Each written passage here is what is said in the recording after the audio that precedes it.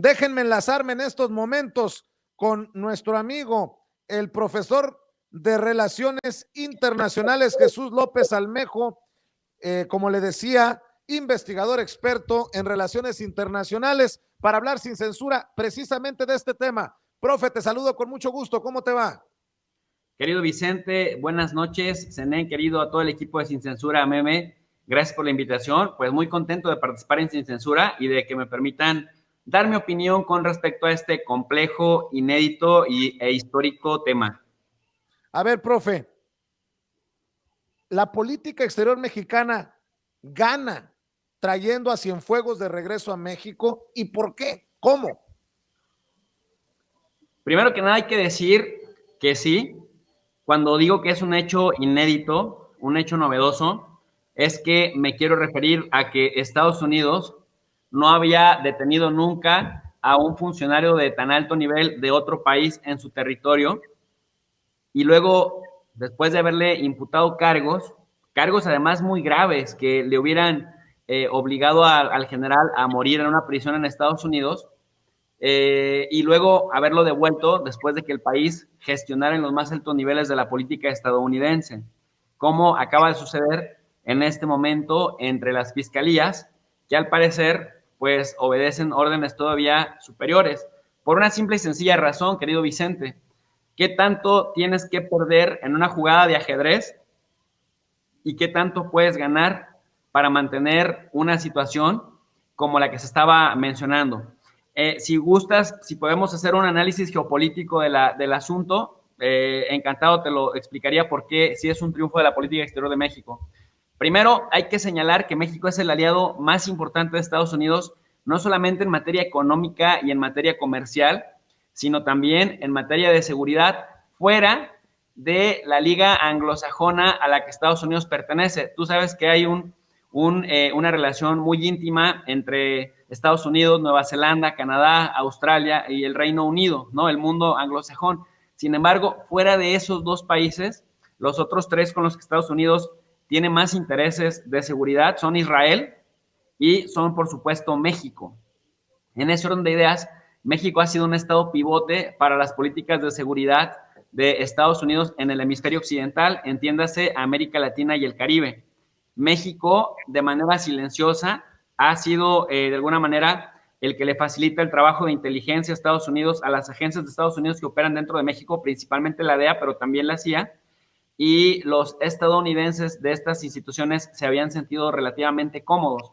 Entonces, si lo ponemos en el plano de la seguridad continental, o por lo menos en el plano de la seguridad subcontinental, por una osadía, y cuando digo osadía me refiero a esto, que no informaron al gobierno mexicano, se entiende que había desconfianza, se entiende que hay bastante corrupción al interior de las instituciones mexicanas, eso se entiende, pero lo que no se entiende es que, uno, no se le avisara que había una investigación en proceso, y dos, de la detención.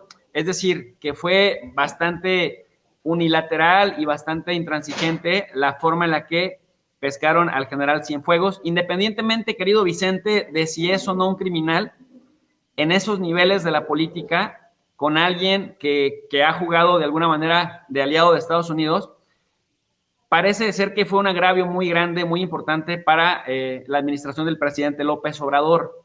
Por eso es que el presidente López Obrador, quien ha resultado, Vicente, valga la redundancia, todo un jugador emergente en materia de geopolítica, quien ha impulsado, gestionado ayuda desde Estados Unidos para Centroamérica, tomando el papel López Obrador de impulsar el empleo y la ayuda hacia Centroamérica, quien ya lo vimos en acción en abierto desencuentro frente a Donald Trump en el caso de Bolivia, y que además salió con éxito, ha salido con éxito en lo de Centroamérica, ha salido con éxito en lo de Bolivia, y ha cerrado, digamos, filas con Argentina por tener un presidente que ha confesado varias veces que admira al presidente López Obrador, Alberto Fernández de Argentina. Bueno, pues ahora tenemos que aventó toda la carne al asador, de acuerdo a las teorías que los discursos de Marcelo Ebrard y que los discursos de The Vice News y de The New York Times nos permiten saber a ciencia cierta, es que se aventó desde la administración del presidente López Obrador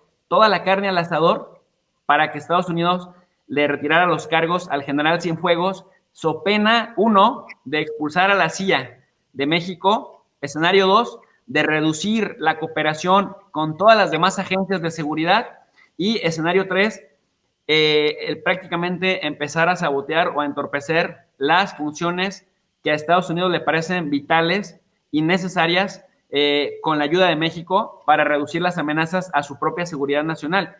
Es decir, no es que México se pusiera a amenazar de intentar hacerle algo a Estados Unidos, es que México, con dejar de hacer su propia chamba, le puede generar un costo más alto a las agencias de seguridad estadounidenses. Y de acuerdo a lo que dicen los periodistas, los reporteros de The Vice y de The New York Times, esto fue lo que ocurrió, Vicente. Profe, leo a Arturo Sarucán, con quien puedo tener muchas diferencias de opinión. Fue el embajador de México en Washington, un hombre considerado cercano al calderonismo, pero que me llama mucho la atención que hace horas publicó en Twitter: más allá de cualquier otro tipo de consideración política, jurídica, legal o diplomática, una de las lecciones de la vuelta en U con el caso Cienfuegos es que México no está chimuelo en la relación con Estados Unidos. Tiene dientes y puede presionar. El tema es cuándo y para qué se usan. Totalmente de acuerdo, querido Vicente. De hecho, justamente había también leído por la mañana este tuit que puso Arturo Sarucán, el ex embajador mexicano en Estados Unidos en la época de Calderón. Y efectivamente, tú sabes, Vicente, que yo escribí una tesis doctoral en Estados Unidos justamente sobre el cabildeo mexicano allá.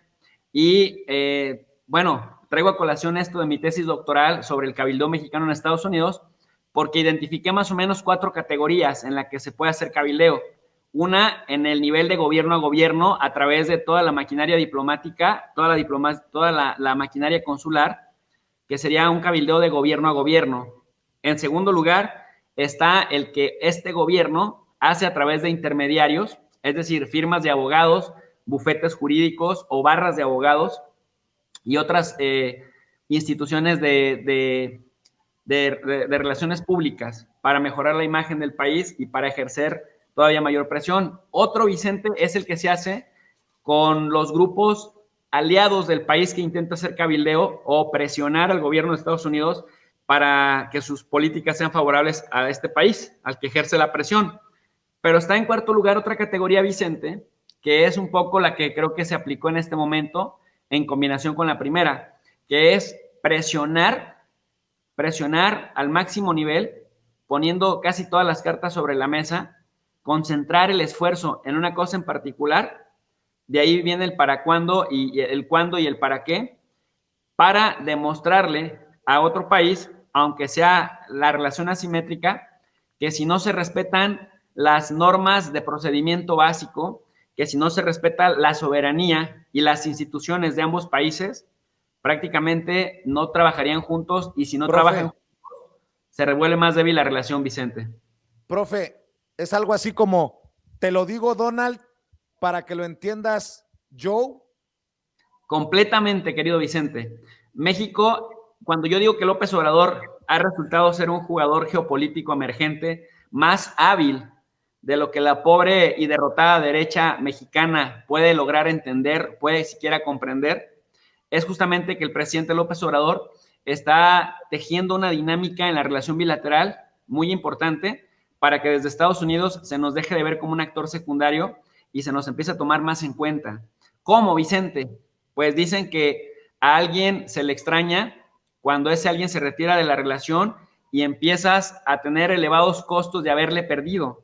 Por lo tanto, México, yo decía, ni siquiera necesita atentar de ninguna manera contra Estados Unidos.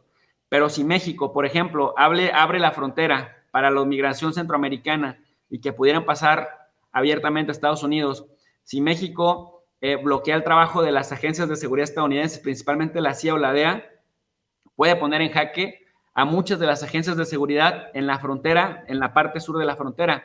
Si México deja de respetar los protocolos de colaboración, que era lo que decía el secretario de Relaciones Exteriores, Marcelo Ebrard, decía, es que si ustedes nos agarran a un funcionario de alto nivel, no explican las razones, nunca nos avisaron que tenían un proceso abierto, merman la seguridad, porque si nosotros agarráramos a la gente de la DEA o a un ex funcionario, imagínate, a un ex secretario de gabinete, no sé, tal vez de Bush o de Obama, que se le pescara en Puerto Vallarta o que se le pescara en la Ciudad de México, se le acusara y se le dijera que tiene una investigación de por lo menos hace 10 años por haber delinquido en México, pues Estados Unidos se sentiría muy agraviado y a lo primero que apelaría es a la falta de comunicación y a la falta de respeto hacia sus propias instituciones pares.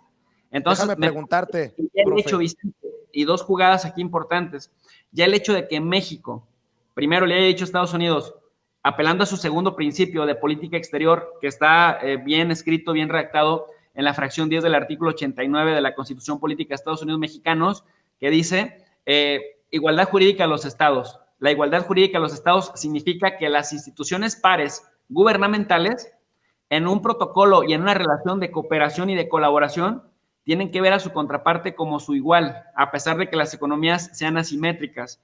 Y en segundo lugar, y esto también lo pone Marcelo Ebrard sobre la mesa, el tema de que pues se va a mermar la confianza, porque con qué confianza los altos mandos, los funcionarios mexicanos encargados de llevar a cabo operaciones de seguridad conjuntas con Estados Unidos van a querer actuar a un nivel de profundidad si solo se percibe que Estados Unidos únicamente quiere ganar a como dé lugar, y ese a como dé lugar implica que en el camino se puede llevar por entre las patas a los funcionarios mexicanos cuando dejan de estar en los cargos por la información sensible que manejan, Vicente.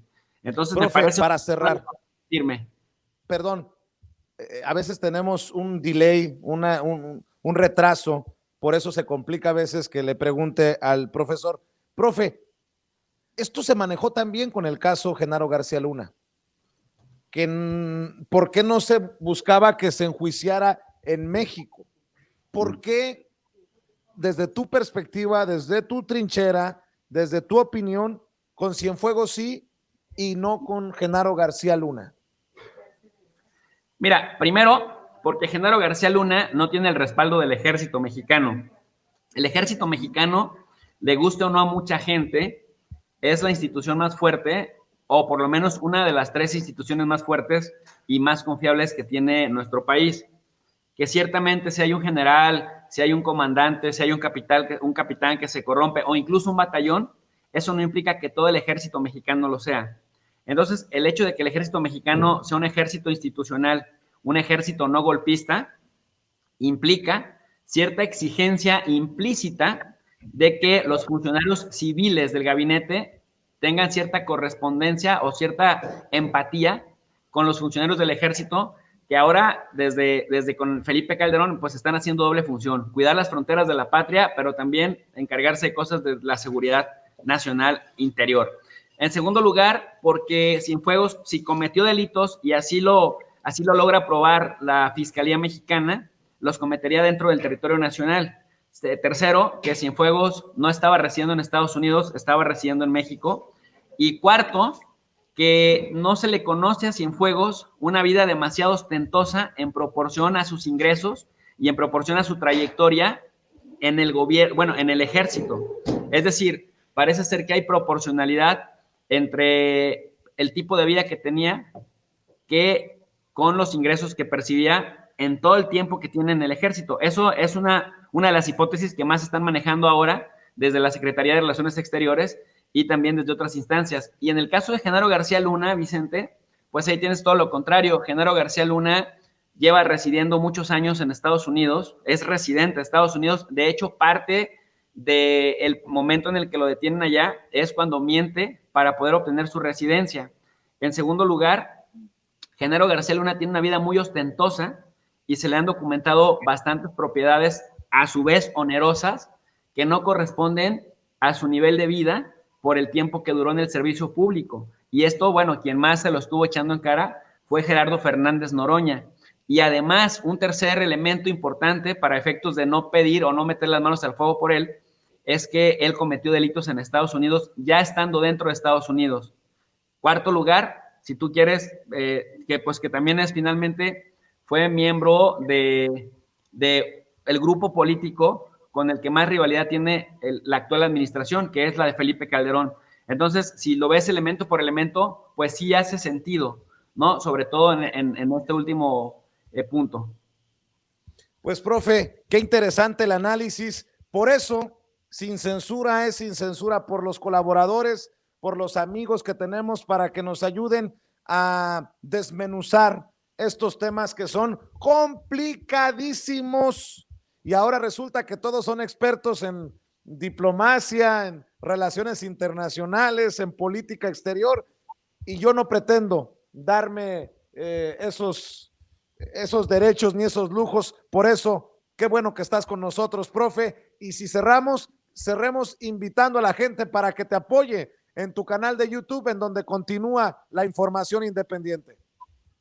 Muchas gracias, querido Vicente. Igualmente es un honor estar colaborando con Sin Censura. Nada más, si me permites un último comentario antes de invitar a la gente que se suscriban al canal de tu profe de RI, es decir, que no se está presumiendo la inocencia de Cienfuegos, es decir, que no se le está tendiendo la mano para que a la persona en sí, para que a esta persona en particular llamada Cienfuegos, se le perdonen los delitos si es que los cometió.